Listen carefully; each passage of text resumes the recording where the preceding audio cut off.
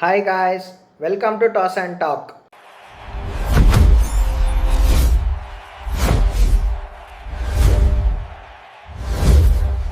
Back to the channel IPL 2026 match number 2 MI versus KKR ಪ್ರಿವ್ಯೂಗೆ ಎಲ್ಲರಿಗೂ ಸ್ವಾಗತ. ಈ video ಶುರು ಮಾಡೋದಕ್ಕಿಂತ ಮುಂಚೆ ನಾನು ಆಲ್ರೆಡಿ ಇವತ್ತಿನ ಮ್ಯಾಚ್ RCB ವರ್ಸಸ್ SRHದು ಪ್ರಿವ್ಯೂ ಮಾಡಿದ್ದೀನಿ. ಆ ವಿಡಿಯೋ ಇನ್ನಾರಾದರೂ ನೋಡಿಲ್ಲ ಅಂದರೆ ಡಿಸ್ಕ್ರಿಪ್ಷನ್ನಲ್ಲಿ ಲಿಂಕ್ ಕೊಟ್ಟಿರ್ತೀನಿ, ಸೊ ನೀವು ಹೋಗ್ಬಿಟ್ಟು ಚೆಕ್ ಮಾಡ್ಕೊಂಬರ್ಬೋದು.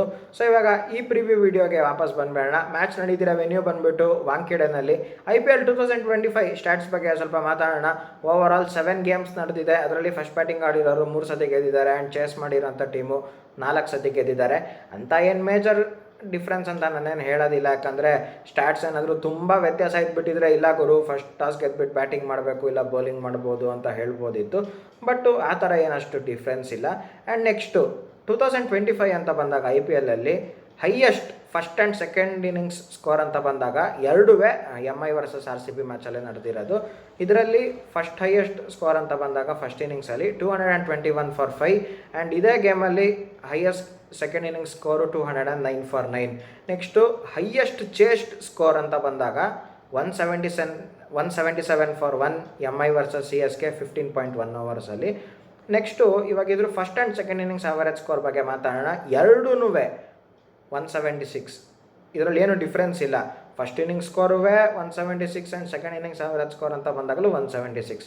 ಇವಾಗ ತುಂಬ ಜನ ಕೇಳ್ಬೋದು, ಜಸ್ಟ್ ಫಾರ್ ನಾಲೆಜ್ ಹೇಳ್ತಿರೋದು, ಅಲ್ಲ ಗುರು ವಾಂಖೇಡೆ ಅಂತ ಬಂದಾಗ ಅಷ್ಟೊಂದು ಹೈ ಸ್ಕೋರಿಂಗು ಅಷ್ಟೊಂದೆಲ್ಲ ಇದೆ, ಬಟ್ ಆದರೂ ಏನಕ್ಕೆ ಆವರೇಜ್ ಸ್ಕೋರ್ ಅಂತ ಬಂದಾಗ ಬರೀ 176 ಮಾತ್ರ ಇದೆ ಫಸ್ಟ್ ಆ್ಯಂಡ್ ಸೆಕೆಂಡ್ ಇನ್ನಿಂಗ್ಸ್ ಅಂತ ಕೇಳಿದಾಗ ಆ್ಯಕ್ಚುಲಿ ಏನಾಗುತ್ತೆ ಅಂದರೆ ಈ ವಿಕೆಟ್ ನೋಡ್ತಿದ್ದಂಗೆ ಕೆಲವೊಬ್ರು ಏನು ಮಾಡ್ತಾರೆ ಅಂದರೆ ಕೆಲವೊಂದು ಟೀಮ್ಸು ತುಂಬ ಅಗ್ರೆಸಿವ್ ಆಗಿ ಆಡೋಕೆ ಹೋಗ್ತಾರೆ. ಪವರ್ ಪ್ಲೇನಲ್ಲಿ ಬೇಗ ವಿಕೆಟ್ಸ್ ಕಳ್ಕೊಂಬಿಟ್ಟು ಚೇಸಿಂಗಲ್ಲಿ ಇರ್ಬೋದು ಇಲ್ಲ ಫಸ್ಟ್ ಬ್ಯಾಟಿಂಗಲ್ಲಿ ಇರ್ಬೋದು 180 ಹತ್ತತ್ರ ಮುಟ್ಟೋಕ್ಕೂ ಸ್ಟ್ರಗಲ್ ಮಾಡ್ತಾರೆ ಕೊನೆಗೆ. ಸೊ ಅಷ್ಟು ಗೇಮ್ಸ್ ಎಲ್ಲ ಕ್ಯಾಲ್ಕುಲೇಟ್ ಮಾಡಿ ಎಲ್ಲ ಮಾಡಿದ್ರೆ ಅದಕ್ಕೇ ಎರಡರದ್ದು 176 ಅಂತ ಅವರೇಜ್ ಸ್ಕೋರ್ ಇರೋದು. ಇವಾಗ ಇಲ್ಲಿ ಏನಾದರೂ ಯಾವುದಾದ್ರು ಒಂದು ಪರ್ಟಿಕ್ಯುಲರ್ ಟೀಮು ಫಸ್ಟ್ ಬ್ಯಾಟಿಂಗ್ ಆಡ್ತೀನಿ ಅಂದರೆ ನನ್ನ ಪ್ರಕಾರ 195 ಮೇಲೆ ಹೊಡಿಲೇಬೇಕು. ಏನಾದರೂ 195 ಮೇಲೆ ಹೊಡೆದ್ಬಿಟ್ರೆ ಇವ್ರು ಸೇಫ್ ಅಂತಾನೆ. 195ಗಿಂತ ಕಮ್ಮಿ ಹೊಡೆದ್ರೆ ಸ್ವಲ್ಪ ಕಷ್ಟಪಡ್ತಾರೆ ವಾಂಖೇಡೆ ವಿಕೆಟಲ್ಲಿ. ಬಟ್ ಯಾವ್ದಾದ್ರು ಒಂದು ಟೀಮು 195 200 ಹೊಡೆದ್ಬಿಟ್ಟು ಡಿಫೆಂಡ್ ಮಾಡ್ಕೊಳ್ಳೋಕೆ ಕಷ್ಟಪಟ್ಟರೆ ಅನ್ಫಾರ್ಚುನೇಟ್ಲಿ ಅವ್ರ ಬೌಲಿಂಗ್ ವೀಕ್ ಅಂತಲೇ ಹೇಳಬೇಕು.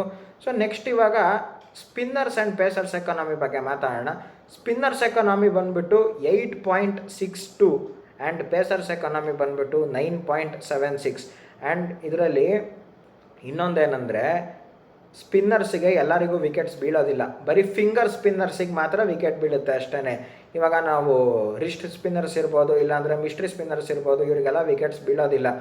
T20 ವರ್ಲ್ಡ್ ಕಪ್ಪಲ್ಲಿ ನೋಡಿರ್ತೀರಾ ಅನಿಸುತ್ತೆ, ವರುಣ್ ಚಕ್ರವರ್ತಿ ತುಂಬ ಸ್ಟ್ರಗಲ್ ಮಾಡಿದ್ರು ವಾಂಖೇಡೆ ಪಿಚ್ಚಲ್ಲಿ. ರೀಸನ್ ಅಷ್ಟೇ, ಅವರೇನೋ ಬ್ಯಾಟ್ ಬೌಲರು ಇಲ್ಲ ಹೊಡ್ಸ್ಕೊಂಡವರೆಲ್ಲ ಚೆನ್ನಾಗಿ ಮಾಡಲ್ಲ ಅಂತಲ್ಲ, ಆ ಥರ ಪಿಚ್ ಇರೋದೇ ಆ ಥರ. ಫಿಂಗರ್ ಸ್ಪಿನ್ನರ್ಸ್ಗೆ ವಿಕೆಟ್ ಬೀಳೋದು, ಬೇರೆಯವ್ರು ಸ್ವಲ್ಪ ಕಷ್ಟಪಡ್ತಾರೆ. ಆ್ಯಂಡ್ ಪೇಸರ್ಸು ಅಷ್ಟೇ ವಿಕೆಟ್ಸ್ ತೆಕ್ಕೊಡ್ತಾರೆ, ಬಟ್ಟು ತುಂಬ ಹೊಡ್ಸ್ಕೊಳ್ಳೋಂಥ ಚಾನ್ಸಸ್ಸು ತುಂಬ ಹೈ ಇದೆ. ಇವಾಗ ಬೈ ಚಾನ್ಸ್ ಯಾವ್ದಾದ್ರು ಒಂದು ಬೌಲರು 4 ಓವರಿಗೆ 40 ರನ್ ಕೊಟ್ಟರೆ ಈ ವೆನ್ಯೂದಲ್ಲಿ ಅದೊಂಥರ ಡೀಸೆಂಟ್ ಬೌಲಿಂಗ್ ಅಂತಲೇ ಹೇಳಬೇಕು. ಎಲ್ಲ ಬೌಲರ್ಸ್ ಕೈಲೂ 4 ಓವರಿಗೆ 25 ಕೊಡ್ತೀನಿ 26 ಕೊಡ್ತೀನಿ ಅಂತ ಮಾಡೋದಕ್ಕಾಗೋದಿಲ್ಲ. ಸೊ ಇದಿಷ್ಟಾಗಿತ್ತು spinners and pacers economy. Next ಇವಾಗ ಇದು 3 ಫೇಸಸ್ ಬಗ್ಗೆ ಮಾತಾಡೋಣ. ಅಂದರೆ ಯಾವ ಥರ ಒಂದು ಟೀಮ್ ಯೂಟಿಲೈಸ್ ಮಾಡಿಕೊಂಡ್ರೆ 195 to 200 ಸ್ಕೋರು ಆರಾಮಾಗಿ ರೀಚ್ ಆಗ್ಬೋದು ಅಂತ. ಫಸ್ಟು 6 ಓವರು ಸ್ಟಾರ್ಟ್ ನಿಧಾನ ಆದರೂ ಪರವಾಗಿಲ್ಲ, ಒಂದು 45 ಫಾರ್ 1 or 40 ಫಾರ್ 1 ಇದ್ರೂ ಪರವಾಗಿಲ್ಲ. ಫಸ್ಟು ವಿಕೆಟ್ಸ್ ಕಳ್ಕೊಳಕ್ಕೆ ಹೋಗ್ಬಾರ್ದು. ನೆಕ್ಸ್ಟ್ ಇದ್ರಲ್ಲಿ ಸ್ವಲ್ಪ ವ್ಯತ್ಯಾಸ ಆಗುತ್ತೆ. ಇವಾಗ ನಾನು ಬೇರೆದ್ರಲ್ಲಿ 15 ಓವರ್ ಅಂತ ಹೇಳಿರ್ತೀನಿ, ಇಲ್ಲಿ 10 ಓವರ್ ಅಷ್ಟೊತ್ತಿಗೆ 178 ಫಾರ್ 1 ಇದ್ದರೆ ಅಲ್ಲಿ 4 ಓವರ್ ಮಧ್ಯೆ ಗ್ಯಾಪ್ ಇರುತ್ತಲ್ಲ 6 to 10. ಸೊ ಒಂದು 10 ಓವರ್ ಮುಗಿಯೋಷ್ಟೊತ್ತಿಗೆ 78 ಫಾರ್ 1 ಇದ್ದರೆ ಇದೊಂಥರ ತುಂಬ ಒಳ್ಳೆ ಸ್ಕೋರು. ನೋಡ್ದವ್ರಿಗೆ ಅನಿಸುತ್ತೆ ಏನು ಗುರು ಹಿಂಗಾಡ್ತಾ ಇದ್ದಾರೆ ಅಂತ. ಆಮೇಲೆ ರನ್ ರೇಟು 15 ಓವರ್ ಅಷ್ಟೊತ್ತಿಗೆ ನಿಧಾನಕ್ಕೆ ಮೇಲೆ ಹೋಗುತ್ತೆ. 133 ಫಾರ್ 2 ಆರ್ 133 ಫಾರ್ 3 ಇದ್ದರೆ 15 ಓವರ್ಸ್ ಅಷ್ಟೊತ್ತಿಗೆ ಇದೊಂಥರ ತುಂಬ ಒಳ್ಳೆ ಸ್ಕೋರು. ಲಾಸ್ಟು 5 ಓವರು ತುಂಬ ಕಷ್ಟ ಬೌಲಿಂಗಲ್ಲಿ ರನ್ಸ್ ತಡೆಯೋದಕ್ಕೆ. 60ರಿಂದ 65 ರನ್ ಬಂದೇ ಬರುತ್ತೆ. ಸೊ 200 ರನ್ಸ್ ಆರಾಮಾಗಿ ಹೋಗ್ಬೋದು. ಬೈ ಚಾನ್ಸ್ ಏನಾದರೂ ಫಸ್ಟೇ ನಾನು ಅಲ್ಟ್ರಾ ಅಗ್ರೆಸಿವ್ ಆಗಿ ಆಡ್ತೀನಿ ಅಂತ ವಿಕೆಟ್ಸ್ ಕಳ್ಕೊಂಬಿಟ್ರೆ ಎಂಡ್ಗೆ ಹೇಳಿದ್ನಲ್ಲ ಅದೇ 176 ಆವರೇಜ್ ಸ್ಕೋರ್ ಯಾಕಿದೆ ಅಂತ, ಕೊನೆಗೆ ಅದೇ ಆ ಟೀಮ್ ಅಲ್ಲಿಗೆ ಎಂಡಾಗೋಗುತ್ತೆ, ಕಷ್ಟಪಟ್ಬಿಡ್ತಾರೆ. ಸೊ ಲಾಸ್ಟ್ 5 ಓವರ್ ತನಕನೂ ಸ್ವಲ್ಪ ಕರೆಕ್ಟಾಗಿ ಆಡಿ ಲಾಸ್ಟ್ 5 ಓವರಲ್ಲಿ ರನ್ಸ್ ಬಂದ್ಬಿಡುತ್ತೆ. ಸೊ ಇದಿಷ್ಟಾಗಿತ್ತು ಈ 3 ಫೇಸಸ್ ಯುಟಿಲೈಸೇಷನ್ನು. ನೆಕ್ಸ್ಟು 2 ಟೀಮ್ದು 11 ಬಗ್ಗೆ ಮಾತಾಡೋಣ. ನಿಮಗೇನು ಅನಿಸುತ್ತೆ ನೀವು ಕಮೆಂಟ್ಸಲ್ಲಿ ಹಾಕಿ. ಇಲ್ಲ ಗುರು ಆ್ಯಸ್ ಅ ಫ್ಯಾನ್ ನನಗೆ ಈ ಪ್ಲೇಯರ್ ಬರಬೇಕಿತ್ತು, ನನ್ನ ಟೀಮ್ ಇನ್ನೂ ಸ್ಟ್ರಾಂಗ್ ಆಗುತ್ತೆ ಅನಿಸಿದ್ರೆ 100% ನೀವು ಕಮೆಂಟ್ಸ್ ಹಾಕ್ಬೋದು. ಫಸ್ಟ್ ಇವಾಗ ಮುಂಬೈ ಇಂಡಿಯನ್ಸ್ 11 ಬಗ್ಗೆ ಮಾತಾಡೋಣ. Based on the situations position ಸ್ವಲ್ಪ ಚೇಂಜ್ ಆಗ್ಬೋದು ಅಷ್ಟೇ, ಬಟ್ ನನ್ನ ಪ್ರಕಾರ ಇದೇ ಥರ ಹೋಗ್ತಾರೆ ಅನಿಸುತ್ತೆ. Rohit Sharma, Quinton de Kock, Tilak Varma, Suryakumar Yadav, Hardik Pandya, Rutherford ಇಲ್ಲ ವಿಲ್ ಜಾಕ್ಸ್. ಇವ್ರು ಯಾವ ಥರ ಯೋಚನೆ ಮಾಡ್ತಾರೆ ಅಂದರೆ, ನನ್ನ ಪ್ರಕಾರ ರುದರ್ಫೋರ್ಡ್ನ ಯಾಕೆ ಆಡ್ಸೋಂಥ ಚಾನ್ಸಸ್ ತುಂಬ ಹೈ ಇದೆ ಅಂದರೆ, ಈ ವರುಣ್ ಚಕ್ರವರ್ತಿ ಅವ್ರು ಸುನಿಲ್ ನಾರಾಯಣ್ ಇದ್ದಾರಲ್ಲ, ಎಸ್ಪೆಷಲಿ ವರುಣ್ ಚಕ್ರವರ್ತಿ ಲೆಫ್ಟ್ ಹ್ಯಾಂಡರ್ಸಿಗೆ ಬೌಲಿಂಗ್ ಮಾಡಕ್ಕೆ ಬಂದಾಗ ತುಂಬ ರಾಂಗ್ ಲೈನ್ ಆ್ಯಂಡ್ ಲೆಂತ್ ಹಾಕ್ತಾರೆ, ತುಂಬ ಹೊಡ್ಸ್ಕೊಳ್ಳೋಂಥ ಚಾನ್ಸಸ್ ತುಂಬ ಹೈ ಇದೆ. ಸೊ ತುಂಬ ಸತಿ ಮಿಸ್ಟೇಕ್ಸ್ ಮಾಡಿರೋದು ನೋಡಿದ್ದೀನಿ ನಾನೇ. ಆ್ಯಂಡ್ ಇನ್ನೊಂದೇನೆಂದರೆ ಸುನಿಲ್ ನಾರಾಯಣು ಸ್ವಲ್ಪ ಮಿಸ್ಟೇಕ್ಸ್ ಮಾಡ್ತಾರೆ, ಬಟ್ ತುಂಬ ಹೈ ಅಂದರೆ ಲೆಫ್ಟ್ ಹ್ಯಾಂಡರ್ಸಿಗೆ ವರುಣ್ ಚಕ್ರವರ್ತಿ ಸ್ವಲ್ಪ ಕಷ್ಟಪಟ್ಟಿದ್ದಾರೆ. ಸೊ ಇವರು ಈ ಥರ ಯೋಚನೆ ಮಾಡ್ಬೋದು, ಇಲ್ಲ ಗುರುನೊಂದು ರುದರ್ಫೋರ್ಡ್ನ ಆಡಿಸ್ತೀನಿ, ಮೇನ್ ಇವಾಗ KKR ಅಂತ ಬಂದಾಗ ಬೇರೆ ಬೌಲರ್ಸ್ ಯಾರೂ ಇಲ್ಲ, ಥ್ರೆಟ್ ಅಂತ ಬಂದರೆ ವರುಣ್ ಚಕ್ರವರ್ತಿ ಇಲ್ಲ ಸುನಿಲ್ ನಾರಾಯಣ್. ಸೊ ಇವ್ರನ್ನ ಟೇಕನ್ ಮಾಡಿಬಿಟ್ರೆ ಮುಗ್ದೋಯ್ತು. ಸೊ ಆ ಥರ ಯೋಚನೆ ಮಾಡಿಬಿಟ್ಟು ರುದರ್ಫೋರ್ಡ್ನ ಆಡಿಸ್ಬೋದು. ಇಲ್ಲ ಅಂದರೆ ಇವ್ರು ಇನ್ನೊಂದು ಥರನೂ ಯೋಚನೆ ಮಾಡ್ಬೋದು, ಇಲ್ಲ ಗುರು ನನಗೆ ನಮ್ಮ ಪ್ಲೇಯರ್ಸ್ ಮೇಲೆ ಟ್ರಸ್ಟ್ ಇದೆ, ಸೊ ನಾನು ಆಲ್ರೌಂಡರ್ ವಿಲ್ ಜಾಕ್ಸ್ ಕಡೆಗೆ ಹೋಗ್ತೀನಿ, ಯಾಕಂದರೆ 2 ಓವರ್ ಬೌಲಿಂಗು ಮಾಡಿಕೊಡ್ತಾರೆ, ಬ್ಯಾಟಿಂಗ್ ಅಂತ ಬಂದಾಗ್ಲೂ ನಾನೇ ತುಂಬ ಹೇಳಿದ್ದೀನಲ್ಲ, ಇಂಗ್ಲೆಂಡ್ ಅಂತ ಬಂದಾಗ ಹೈಯಾಗಿ ತುಂಬ ರೇಟ್ ಮಾಡಿದ್ದೀನಿ, ಅಷ್ಟು ಚೆನ್ನಾಗಿ ಆಡ್ತಾರೆ. ಸೊ ಆ ಥರ ಹೋಗ್ಬೋದು, ಬಟ್ ಇವ್ರು ಯಾವ ಥರ ಯೋಚನೆ ಮಾಡ್ತಾರೋ ಗೊತ್ತಿಲ್ಲ. ಬಟ್ ನನ್ನ ಪ್ರಕಾರ ರುದರ್ಫೋರ್ಡ್ನ ಆಡಿಸಿದ್ರೆ ಚೆನ್ನಾಗಿರುತ್ತೆ ಅನಿಸುತ್ತೆ. ಅದಾದಮೇಲೆ ನಮ್ಮಂದಿರು ಮಿಚೆಲ್ ಸ್ಯಾಂಟ್ನರು, ಗುರು ತುಂಬ ಇಂಪಾರ್ಟೆಂಟು ಮ್ಯಾಚಿಗೆ, ಯಾಕಂದರೆ ತುಂಬ ಸತಿ ನೋಡಿರ್ತೀರ ಫಿಂಗರ್ ಸ್ಪಿನ್ನರು ಪಿಚ್ಚಲ್ಲಿ ಏನಾದರೂ ಸ್ವಲ್ಪ ಹೆಲ್ಪ್ ಇದ್ದರೆ, ಎಸ್ಪೆಷಲಿ ಸ್ಯಾಂಟ್ನರ್ ಅಂತ ಪ್ಲೇಯರ್ಸಿಗೆ ಬ್ಯಾಟ್ಸ್ಮನ್ಗಳನ್ನು ಬಕ್ರಾ ಮಾಡಾಕ್ತಾರೆ. ಯಾವ ಥರ ಬಾಲ್ ಬರುತ್ತೆ, ಎಲ್ಲಿ ಏನಾಗುತ್ತೆ ಅಂತಲೇ ಗೊತ್ತಾಗಲ್ಲ, ಬೋಲ್ಡ್ಗಳಾಗ್ತಾರೆ, ಸ್ಟಂಪ್ ಔಟ್ ಆಗ್ತಾರೆ, ಆ ಥರ ಎಲ್ಲ ಆಗೋಗುತ್ತೆ. ಸೊ ಸ್ಯಾಂಟ್ನರು ಎಸ್ಪೆಷಲಿ ಈ ವಿಕೆಟಲ್ಲಿ ತುಂಬ ಇಂಪಾರ್ಟೆಂಟ್ ಆಗೇ ಆಗ್ತಾರೆ. ಅದಾದಮೇಲೆ ದೀಪಕ್ ಚಹರು ಪವರ್ ಪ್ಲೇನಲ್ಲಿ ಚೆನ್ನಾಗಿ ಮಾಡ್ತಾರೆ, ಪವರ್ ಪ್ಲೇಯಲ್ಲೂ ಆಲ್ಮೋಸ್ಟು ಚಹರ್ನ ಯೂಸ್ ಮಾಡ್ಕೊಂಡ್ಬಿಡ್ತಾರೆ. ಟ್ರೆಂಟ್ ಬೋಲ್ಟು ಒಂದು ತುಂಬ ಬ್ಯಾಡ್ ಸೀಸನ್ಸಿಂದ ಬರ್ತಾಯಿದ್ದಾರೆ. ಬೇರೆ ಲೀಗ್ಸ್ ನೋಡಿರೋರಿಗೆ ಗೊತ್ತಿರುತ್ತೆ. ಇವ್ರಿಗೆ IPL ಮುಗಿಸ್ಕೊಂಡು ಹೋದ್ರಲ್ಲ, ಅದಾದಮೇಲೆ T10 ಲೀಗ್ ಇರ್ಬೋದು, SA20 ಇರ್ಬೋದು, ಬೋಲ್ಟ್ಗೆ ಹಾಕೊಂಡು ಹೊಡೆದ್ಬಿಟ್ಟಿದ್ದಾರೆ ಚೆನ್ನಾಗಿ. T10 ಲೀಗಲ್ಲಂತೂ ನೋಡಬೇಕು, ಅವ್ರಿಗೆ ಏನು ಮಾಡಬೇಕಂತಲೇ ಗೊತ್ತಾಗ್ತಾ ಇರಲಿಲ್ಲ. ಟ್ರೆಂಟ್ ಬೋಲ್ಟ್ಗೆ ತುಂಬ ಕಷ್ಟಪಟ್ಟರು. ಅದಾದಮೇಲೆ SA20ಲೂ ಅಷ್ಟೇ ಕೊನೆಗೆ ಬೆಂಚಲ್ಲಿ ಕೂರ್ಬೇಕಾಗಿ ಬಂತು. ಸೊ ಈ ಥರ ಎಲ್ಲ ಸ್ಟ್ರಗಲ್ ಮಾಡಿ ತುಂಬ ಒಂಥರ ನಾವು ನೋಡಿದ ಬೋಲ್ಟ್ ಆಗೋರು ಅನ್ಸ್ಬಿಡ್ತೀವಿ ನನಗೆ ಬೇರೆ ಲೀಗ್ಸಲ್ಲಿ ನೋಡಿದಾಗ. ಸೊ ಇವಾಗ IPLಗೆ ಬಂದಿದ್ದಾರೆ, ಬಟ್ ಇಡೀ ಮುಂಬೈ ಇಂಡಿಯನ್ಸ್ ಟೀಮಿಗೆ ಇನ್ನೂ ಫಸ್ಟ್ ಮ್ಯಾಚ್ ಸ್ಟಾರ್ಟ್ ಆಗಿಲ್ಲ, but early to judge. But ನಂಗೆ ಯಾಕೋ ಸ್ವಲ್ಪ ಬೋಲ್ಟೇ ವೀಕಾಗಿ ಕಾಣಿಸ್ತಾ ಇದ್ದಾರೆ. ಬಟ್ IPLಲ್ಲಿ ಇವರು ಚೆನ್ನಾಗಿ ಮಾಡ್ತಾರೆ ಅನಿಸುತ್ತೆ ನನ್ನ ಪ್ರಕಾರ. ನೋಡೋಣ ಮ್ಯಾಚಲ್ಲಿ ಏನಾಗುತ್ತೆ ಅಂತ. ಅದಾದಮೇಲೆ ಜಸ್ಪ್ರೀತ್ ಬುಮ್ರಾ ಇಂಪ್ಯಾಕ್ಟ್ ಪ್ಲೇಯರ್ ಅಂತ ಬಂದಾಗ ಸ್ಪಿನ್ನರ್ಸಿಗೆ ಹೆಲ್ಪ್ ಇದ್ದೇ ಇರುತ್ತೆ ನನ್ನ ಪ್ರಕಾರ. ಅದಕ್ಕೋಸ್ಕರ ಮಯಾಂಕ್ ಮಾರ್ಕಂಡೇನೆ ಆಡಿಸೋದು. ಇಲ್ಲಾಂದರೆ ಪಿಚ್ ಏನಾದರೂ ಸ್ವಲ್ಪ ಪೇಸರ್ಸಿಗೆ ಏನಾದರೂ ಹೆಲ್ಪ್ ಆಯಿತು, ವಿಕೆಟಲ್ಲಿ ಏನಾದರೂ ಬೌನ್ಸ್ ಆ ಥರ ಏನಾದರೂ ಇದ್ದರೆ ಅವಾಗ ಮಾತ್ರ ಅಶ್ವಿನಿ ಕುಮಾರಿಗೆ ಹೋಗ್ತಾರೆ. ಆ್ಯಂಡ್ ಇನ್ನೊಂದೇನೆಂದರೆ Mayank Markande much improved bowler.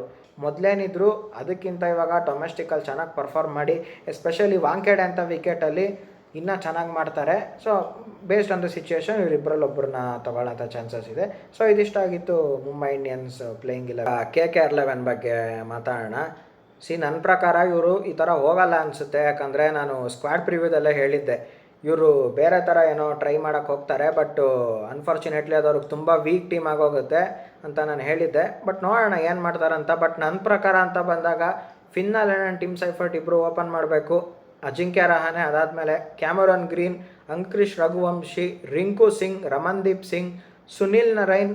Situation and ಪಿಚ್ನ ನೋಡಿಕೊಂಡು ಕಾರ್ತಿಕ್ ತ್ಯಾಗಿನ ಇಲ್ಲಾಂದರೆ ಸಿಮರ್ಜಿತ್ ಸಿಂಗ್ನ ಒಳಗೆ ಕರ್ಕೊಂಬರತ್ತ ಚಾನ್ಸ್ ಇದೆ. ಅದಾದಮೇಲೆ ವರುಣ್ ಚಕ್ರವರ್ತಿ, ವೈಭವ್ ಅರೋರಾ. ಇಂಪ್ಯಾಕ್ಟ್ ಪ್ಲೇಯರ್ ಅಂತ ಬಂದಾಗ ಉಮ್ರಾನ್ ಮಾಲಿಕ್ ಇಲ್ಲ ಸೌರವ್ ದುಬೆ. ಆ್ಯಕ್ಚುಲಿ ಇವರೇನಾದ್ರು ಫುಲ್ ಫಿಟ್ ಆಗಿದ್ರೆ ಅಭಿಷೇಕ್ ನಾಯರ್ ಯಾವ್ದಾದ್ರು ಪ್ಲೇಯರ್ ಜೊತೆ 1-on-1 ವರ್ಕ್ ಮಾಡಿದ್ರೆ ಮುಗೀತು, ಆ ಪ್ಲೇಯರ್ 100% ಆಡ್ತಾರೆ 11ನಲ್ಲಿ. ಫುಲ್ ಫಿಟ್ ಇದ್ದರೆ ಉಮ್ರಾನ್ ಮಾಲಿಕ್ಕೇನೆ, ಇಲ್ಲಾಂದರೆ ಸೌರವ್ ದುಬೆ. ಬಟ್ ಆ್ಯಕ್ಚುಲಿ ನನ್ನ ಪರ್ಸ್ನಲ್ ಒಪಿನಿಯನ್ ಕೇಳಿದ್ರೆ ಸೌರವ್ ದುಬೆನೇ ಆಡಿಸ್ಬೇಕು compare to Umran Malik. So next ಇವಾಗ ಇವ್ರು ಯಾವ ಥರ ಹೋಗ್ತಾರಂತ ನಾನು ಹೇಳ್ತೀನಿ. ನನ್ನ ಪ್ರಕಾರ ಇವರು ಟಿಮ್ ಸೈಫರ್ಟ್ನ ಕೂರಿಸ್ತಾರೆ, Finn Allen and Ajinkya Rahane ಜೊತೆ ಓಪನ್ ಮಾಡಿಸ್ತಾರೆ. ಅದಾದಮೇಲೆ ಇವರು ಈ ಥರ ಯೋಚನೆ ಮಾಡ್ತಾರೆ, ಒಂದು ತೇಜಸ್ವಿ ದಯಾನ್ ಒಳಗೆ ಕರ್ಕೊಂಬರ್ಬೋದು, ಇಲ್ಲಾಂದರೆ ಬ್ಲೆಸ್ಸಿಂಗ್ ಮುಜರಾಬಾನಿ. ನಾನು ಸ್ಕ್ವಾಡ್ ಪ್ರಿವ್ಯೂದಲ್ಲಿ ಹೇಳಿದ್ನಲ್ಲ ಬಂದುಬಿಟ್ಟು ಬೌಲಿಂಗ್ ಸ್ಟ್ರೆಂತ್ ಮಾಡ್ತೀನಿ ಅಂತ. ಹಿಂಗೆಲ್ಲ ಮಾಡಿದ್ರೆ ಬ್ಯಾಟಿಂಗು ವೀಕು, ಬೌಲಿಂಗು ವೀಕು, ಇಂಪ್ಯಾಕ್ಟಲ್ಲೂ ವೀಕು. ಸೊ ಈ ಥರ ಆಗ್ಬಿಟ್ರೆ ಟೀಮೇ ವೀಕಾಗಿ ಹೋಗ್ಬಿಡುತ್ತೆ, ತುಂಬ ಸೋಲ್ತಾರೆ. ಸೊ ನನ್ನ ಪ್ರಕಾರ ಅದಕ್ಕೆ ಹೇಳಿದ್ದು Finn Allen and Tim Seifert open ಮಾಡಲೇಬೇಕು. ಇವ್ರು ಬಟ್ಟು ಬ್ಲೆಸ್ಸಿಂಗ್ ಮುಜರಾಬಾನಿ ಜೊತೆ ಇವ್ರು ಹೋಗ್ತೀನಿ ಅಂದರೆ ಇವರು IPL ರೇಂಜ್ಗೆ ಇದೆ ಫಸ್ಟ್ ಸೀಸನು ಒಂದು ಪ್ರೆಷರಲ್ಲಿ ಬರ್ತಾ ಇರ್ತಾರೆ. ಅಲ್ಲಿ ಜಿಂಬಾಬ್ವೆಗೆ ಪರ್ಫಾರ್ಮ್ ಮಾಡಿರೋ ಥರ ಇಲ್ಲಿ ಮಾಡ್ತಾರಾ ಇಲ್ವಾ ಅದು ಗೊತ್ತಿಲ್ಲ. ಸೊ ಓವರಾಲ್ ಎಲ್ಲ ವೀಕಾಗಿ ಹೋಗ್ಬಿಡುತ್ತೆ. ಇವಾಗ ಕೇಳ್ಬೋದು, ಅಲ್ಲ ಗುರು ಅಜಿಂಕ್ಯ ರಹಾನೆ, ಕ್ಯಾಮ್ರನ್ ಗ್ರೀನು, ರಘುವಂಶಿ, ಫಿನ್ನಾಲನು ಇದೆಲ್ಲ ದೊಡ್ಡ ದೊಡ್ಡ ಹೆಸರು ತಾನೆ, ಏನಕ್ಕೆ ಹಿಂಗೆ ಹೇಳ್ತಾ ಇದೆಯಾ ಅಂತ ನೀವು ಕೇಳ್ಬೋದು. ಈಗ ಫಿನ್ನಾಲನ್ನೆಲ್ಲ ಟೀಮ್ ಸೈಫರ್ಟ್ ಓಪನ್ ಮಾಡಿದ್ರೆ ಒಂದು ನಂಬಿಕೆ ಏನಂದರೆ, ಗುರು ಇಬ್ಬರಲ್ಲೊಬ್ಬರು 40+ ಬಾಲ್ಸ್ ಹೆಂಗಾದ್ರೂ ಮಾಡಿ ಆಡ್ಬಿಟ್ರೆ ಪಕ್ಕ ನಮ್ಮದೇ ಮ್ಯಾಚು, ಫಸ್ಟ್ ಬ್ಯಾಟಿಂಗ್ ಇರ್ಬೋದು ಇಲ್ಲ ಸೆಕೆಂಡ್ ಬ್ಯಾಟಿಂಗ್ ಇರ್ಬೋದು ಅಂತ ಅನಿಸುತ್ತೆ. ಇವಾಗ ಇಲ್ಲಿ ಹೆಂಗಾಗ್ಬಿಟ್ಟಿದೆ ಅಂದರೆ, ಇವರು ಅಜಿಂಕ್ಯ ರಹಾನೆ ಜೊತೆ ಓಪನ್ ಮಾಡಿಸಿದ್ರೆ ಕ್ಲಾಸ್ ಪ್ಲೇಯರ್ ಅಜಿಂಕ್ಯ ರಹಾನೆ ಅಷ್ಟೇ. ಬಿಗ್ ಶಾಟ್ಸು, ಮ್ಯಾಚ್ ವಿನ್ನರು ಆ ಕೆಪಾಸಿಟಿ ಇದೆ, ಬಟ್ ಎಲ್ಲ ಟೈಮು ಅದು ಆಗೋದಿಲ್ಲ. ಸ್ಟ್ರಗಲ್ ಮಾಡಿದ್ದಾರೆ ರಹಾನೇನು ಅಷ್ಟೇ. ಅವ್ರು ಹೆಂಗೆ ಗೊತ್ತಾ, ಒಂದು 35 ಬಾಲಿಗೆ ಒಂದು 50 ರನ್ನು ಆ ಥರ ಹೊಡೆಯೋಂಥ ಪ್ಲೇಯರು. ಈಗ ಕೇಳ್ಬೋದು, ಯಾಕೆ ಗುರು ಡೊಮೆಸ್ಟಿಕ್ಕಲ್ಲಿ 45 ಬಾಲಿಗೆ 90 ರನ್ನ ಹೊಡೆದ್ಬಿಟ್ಟು ಮುಂಬೈನೆಲ್ಲ ಗೆಲ್ಸಿಲ್ವ, ಅದೆಲ್ಲ ಮರ್ತ್ಬಿಟ್ಟು ಅಂತ ಕೇಳ್ಬೋದು. ಕಂಪ್ಲೀಟ್ ಬೇರೆ ಆಯಿತಾ. 2 ವರ್ಷದ ರಹಾನೆಗೂ ಇವಾಗ್ಲೂ ಬೇರೆ. ಸೊ ಅಂದರೆ ನಾನು ಜಾಸ್ತಿ ಹೇಳೋಕ್ಕೋಗಲ್ಲ, ಮ್ಯಾಚ್ ನೋಡೋಕ್ಕೆ ಸ್ಟಾರ್ಟ್ ಮಾಡಿದ್ಮೇಲೆ ನಿಮಗೆ ಗೊತ್ತಾಗುತ್ತೆ. ಅದಾದಮೇಲೆ ಕ್ಯಾಮ್ರನ್ ಗ್ರೀನು ಒಳ್ಳೆ ಪ್ಲೇಯರು, ಬಟ್ಟು ಮ್ಯಾಚ್ ವಿನ್ನರಾ ಇನ್ನೂ ಪ್ರೂವ್ ಆಗಿಲ್ಲ. ಅದಾದಮೇಲೆ ರಘುವಂಶಿ ಅವರು ಒಂದು ಕ್ಲಾಸ್ ಪ್ಲೇಯರ್ ಅಷ್ಟೇ. ರಿಂಕು ಸಿಂಗು ಇವ್ರು match winner, but last year ಅಂತ ಬಂದಾಗ ಇವ್ರ ಗೆಲ್ಸೋಕ್ಕಾಗಲಿಲ್ಲ, ಕಷ್ಟಪಟ್ಟರು. ರಮನ್ದೀಪ್ ಸಿಂಗು ಬಿಗ್ ಶಾಟ್ಸ್ ಆಡ್ತಾರೆ ಎಂಡಲ್ಲಿ ಬಂದುಬಿಟ್ಟು. ಸುನಿಲ್ ನರೈನು ಇವಾಗ ತುಂಬ ಜನ ಹೇಳ್ತಾರೆ, ಗುರು ಸುನಿಲ್ ನರೈನ್ ಓಪನ್ ಮಾಡಿಸ್ತಾರೆ ಬಿಡು ಅಂತ. ಸುನಿಲ್ ನರೈನ್ ಬ್ಯಾಟಿಂಗಿಂದ ತಪ್ಪಿಸ್ಕೊಳ್ಳೋಕೆ ನೋಡ್ತಾ ಇದ್ದಾರೆ, ಓಪನಿಂಗ್ ಬರೋದಿಲ್ಲ. ಯಾಕಂದರೆ ನಾನು ನನ್ನ ಸ್ಕ್ವಾಡ್ ಪ್ರಿವ್ಯೂದೆಲ್ಲ ಹೇಳಿದ್ದೀನಿ, 6 ತಿಂಗಳ ಹಿಂದೆ ಅವ್ರ ಬೆರಳಿಗೆ ಏಟಾಗಿದೆ. ಅವ್ರಿಗೇನಾದರೂ ಇವಾಗ ಬ್ಯಾಟಿಂಗಲ್ಲಿ ಬಂದುಬಿಟ್ಟು ಬೆರಳಿಗೆ ಬಾಲ್ ಬಿದ್ದರೆ ಅವ್ರ ಕ್ರಿಕೆಟ್ ಕೆರಿಯರ್ ಎಂಡ್ ಆಗೋಂಥ ಚಾನ್ಸಸ್ ತುಂಬ ಹೈ ಇದೆ. ಸೊ ಆ ಭಯಕ್ಕೋಸ್ಕರ ಅವರು ಲಾಸ್ಟಲ್ಲಿ ಬಂದ್ರೂ ಬ್ಯಾಟಿಂಗ್ ಆಶ್ಚರ್ಯ ಪಡೋಂಥದ್ದು ಏನೂ ಇಲ್ಲ, ಅವ್ರು ಬರೋದಿಲ್ಲ ಬ್ಯಾಟಿಂಗಿಗೆ, ಅದರಲ್ಲಿ ಏನೂ ಡೌಟ್ ಇಲ್ಲ. ಸೊ ಇದಿಷ್ಟಾಗಿತ್ತು KKR 11. ನೋಡೋಣ ಇವ್ರೇನಾದ್ರು ಸೈಫರ್ಟು ಆ್ಯಲನ್ ಇವರಿಬ್ಬರ ಕೈಲಿ ಓಪನ್ ಮಾಡಿಸ್ಲಿಲ್ಲ ಅಂದರೆ ಕಷ್ಟಪಡ್ತಾರೆ. ಸೊ ನೆಕ್ಸ್ಟ್ ಇವಾಗ win factors and game changers ಕಡೆಗೆ ಹೊರಟೋಗೋಣ. ಗುರು ನನ್ನ ಪ್ರಕಾರ ಎಡ್ಜ್ ಅಂತ ಬಂದಾಗ ನಾನು 70% ಮುಂಬೈ ಇಂಡಿಯನ್ಸಿಗೆ ಕೊಡ್ತೀನಿ ಆ್ಯಂಡ್ ಬರೀ 30% ಕೋಲ್ಕತ್ತಾ ನೈಟ್ ರೈಡರ್ಸಿಗೆ ಕೊಡ್ತೀನಿ. ಏನಕ್ಕಂದರೆ ಇವಾಗ ಕಂಪ್ಯಾರಿಟಿವ್ ಮಾಡಿದ್ರೆ ಬೌಲಿಂಗ್ ಇರ್ಬೋದು, ಬ್ಯಾಟಿಂಗ್ ಇರ್ಬೋದು, ಇಂಪ್ಯಾಕ್ಟ್ ಸಬ್ಬಲ್ಲಿ ಕೂತರಿ ಅಂತ ಪ್ಲೇಯರ್ಸ್ ಇರ್ಬೋದು, ತುಂಬ ಡಿಫ್ರೆನ್ಸ್ ಇದೆ, ಒಂದು ಹ್ಯೂಜ್ ಡಿಫ್ರೆನ್ಸ್ ಇದೆ. ಇವಾಗ ಆಯಿತು ಅಂದ್ಕೊಂಬೋಣ, ಗುರು ಇಲ್ಲ ಫಿನ್ನಾಲನು ರಹಾನೆ ಚೆನ್ನಾಗಿ ಆಡೇ ಬಿಟ್ಟರು, ಹೊಡೆದೇ ಬಿಟ್ಟರು ಅಂತ ಅಂದ್ಕೊಂಡ್ರೆ, ಅದಾದಮೇಲೆ ಇನ್ಯಾರು ಕ್ಯಾಮ್ರನ್ ಗ್ರೀನ್ ತನಕ ಆಡ್ತಾರೆ ಅಷ್ಟೇ. ರಘುವಂಶಿ ಎಲ್ಲ ಬಂದುಬಿಟ್ಟು ಎಂಡಲ್ಲಿ ಬಂದುಬಿಟ್ಟು ಬಿಗ್ ಶಾಟ್ಸ್ ಆಡು ಮ್ಯಾಚ್ ಗೆಲ್ಸೋ ಅಂದ್ರೆಲ್ಲ ಆಗೋದಿಲ್ಲ. ಅಂದರೆ ಅವರೆಲ್ಲ touch kind of a players ಅಷ್ಟೇ. ಬಟ್ ಮುಂಬೈ ಇಂಡಿಯನ್ಸ್ ಅಂತ ಬಂದಾಗ ಭಯ ಔಟ್ ಹಾಕುತ್ತೆ, ಏನು ಗುರು ಇದು ಈ ಥರ ಆಡ್ತಾ ಇದ್ದಾರೆ ಅಂತ. ಸೊ ಅದಕ್ಕೋಸ್ಕರನೇ ನನ್ನ ಪ್ರಕಾರ ಓವರಾಲ್ ಎಲ್ಲ ಕಡೆಯಿಂದನೂ ಕಂಪೇರ್ ಮಾಡಿದ್ರೆ ಮುಂಬೈ ಇಂಡಿಯನ್ಸಿಗೆ 70% ಆ್ಯಂಡ್ KKRಗೆ ಬರೀ 30% ಕೊಡ್ತೀನಿ. ಆ್ಯಂಡ್ ಇದರಲ್ಲಿ ಇನ್ನೊಂದೇನೆಂದರೆ, ಈ ಸ್ಟೇಡಿಯಮಲ್ಲಿ ಫಸ್ಟು 8 ಓವರ್ಸು ಬ್ಯಾಟಿಂಗ್ ಯಾರು ಚೆನ್ನಾಗಿ ಆಡ್ತಾರೆ, ಯಾಕಂದರೆ ಸೆಟ್ ಮಾಡಬೇಕು ಆ ಸ್ಕೋರ್ನ ಫಸ್ಟ್ 8 ಓವರ್ಸು. ಅದಾದಮೇಲೆ ಲಾಸ್ಟ್ 5 ಓವರ್ಸ್ ಯಾರು ಬೌಲಿಂಗ್ ಚೆನ್ನಾಗಿ ಮಾಡ್ತಾರೆ ಅದೇ ಟೀಮ್ ಗೆಲ್ಲೋದು. ಆ್ಯಂಡ್ ಇನ್ನೊಂದೇನೆಂದರೆ, ಲಾಸ್ಟ್ 5 ಓವರು ರನ್ಸ್ನ ಕಂಟ್ರೋಲ್ ಮಾಡೋಕ್ಕೆ ತುಂಬ ಕಷ್ಟ ಇದೆ, ಅಷ್ಟು ಈಸಿ ಅಲ್ಲ. ಯಾಕಂದರೆ ವಾಂಖೇಡೆ ಅಂತ ಪಿಚ್ಚಲ್ಲಿ ಲಾಸ್ಟ್ 5 ಓವರ್ 65-70 ರನ್ ಬಂದುಬಿಡುತ್ತೆ, ಹೆಂಗಾರು ಮಾಡಿ ಕಂಟ್ರೋಲ್ ಮಾಡಬೇಕು. ಸೊ ಇವೆರಡು ತುಂಬ ಇಂಪಾರ್ಟೆಂಟ್ ಆಗುತ್ತೆ. ಸೊ ನೋಡೋಣ ಮ್ಯಾಚು ಯಾವ ಥರ ಆಗುತ್ತೆ ಅಂತ. ಆ್ಯಂಡ್ ಇನ್ನೊಂದೇನೆಂದರೆ, 14 ವರ್ಷ ಆಯಿತು ಮುಂಬೈ ಇಂಡಿಯನ್ಸು IPLನಲ್ಲಿ ಮೊದಲನೇ ಮ್ಯಾಚ್ ಗೆದ್ದು. ಈಗ ನಾನು ಹೆಜ್ಜೆಲ್ಲ ಕೊಟ್ಟಿದ್ದೀನಿ, ಬಟ್ ಹಳೆ ಇದು ನೋಡಿದ್ರೆ 14 ವರ್ಷದಿಂದ ಗೆದ್ದಿಲ್ಲ ಫಸ್ಟ್ ಮ್ಯಾಚು. ಸೊ ನೋಡೋಣ ಯಾವ ಥರ ಆಗುತ್ತಂತ. ನೆಕ್ಸ್ಟು ಇದ್ರ ಗೇಮ್ ಚೇಂಜರ್ಸ್ ಬಗ್ಗೆ ಬಂದುಬಿಡ್ತೀನಿ. ನನ್ನ ಪ್ರಕಾರ ಮುಂಬೈ ಇಂಡಿಯನ್ಸ್ ಅಂತ ಬಂದಾಗ ನನಗೆ ಯಾಕೋ ನಾಳೆ ತಿಲಕ್ ವರ್ಮಾ ಗೇಮ್ ಚೇಂಜರ್ ಆಗ್ತಾರೆ ಅಂತ ನಂಗೆ ಅನಿಸ್ತಿದೆ. ಆ್ಯಂಡ್ KKR ಅಂತ ಬಂದಾಗ ನನಗೇನೋ ಕ್ಯಾಮ್ರನ್ ಗ್ರೀನು ಒಂದು ಆಲ್ರೌಂಡರ್ ಪರ್ಫಾರ್ಮೆನ್ಸ್ ಕೊಟ್ಬಿಟ್ಟು ಗೇಮ್ ಚೇಂಜರ್ ಆಗ್ತಾರೆ ಅಂತ ನಂಗೆ ಅನಿಸುತ್ತೆ. ಸೊ ಇದಿಷ್ಟಾಗಿತ್ತು MI versus KKR pre match analysis. Video ಏನಾದರೂ ಇಷ್ಟ ಆಗಿದ್ದರೆ ಲೈಕ್ ಮಾಡಿ, ಶೇರ್ ಮಾಡಿ, ಸಬ್ಸ್ಕ್ರೈಬ್ ಮಾಡಿ ಆ್ಯಂಡ್ ಪಕ್ಕದಲ್ಲಿರೋ ಬೆಲ್ ನೋಟಿಫಿಕೇಷನ್ನ ಕ್ಲಿಕ್ ಮಾಡಿ. ಕ್ರಿಕೆಟ್ ರಿಲೇಟೆಡ್ ಏನೇ ಅಪ್ಡೇಟ್ಸ್ ಇದ್ರೂ ನಿಮಗೆ ಫಸ್ಟ್ ಬರುತ್ತೆ. ಗುರು ಅಟ್ಲೀಸ್ಟು IPL ಮುಗಿಯೋಷ್ಟೊತ್ತಿಗೆ ಒಂದು 120 ಸಬ್ಸ್ಕ್ರೈಬರ್ಸ್ ಆ ಥರ ಆಗಿದರೆ ನನಗೂ ಒಂದು ಕಾನ್ಫಿಡೆನ್ಸ್ ಬರುತ್ತೆ ನೆಕ್ಸ್ಟ್ ವೀಡಿಯೋಸ್ ಮಾಡೋದಕ್ಕೆ. ಸೊ ಎಲ್ಲರೂ ಚಾನಲ್ಗೆ ಶೇರ್ ಮಾಡಿ, ಸಬ್ಸ್ಕ್ರೈಬ್ ಮಾಡಿ. ಸಿಗೋಣ ಮುಂದಿನ ವೀಡಿಯೋದಲ್ಲಿ. Thank you.